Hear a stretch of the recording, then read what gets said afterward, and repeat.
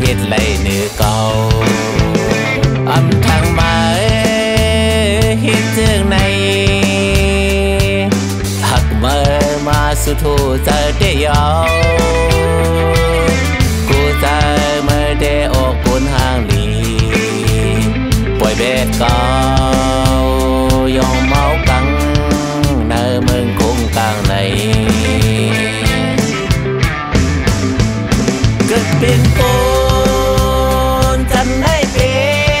นทุกภาคขันใจอำหาเทงลงตั้งหากูทุกยายยิ่งเหมือนมาเกี่ยวลุยลองตั้งหักเฮามันสุดไวกว่าถึงนานยาวก็เปิดเงินคำเลเมื่อจังเก่าไว้เป็ดเก่า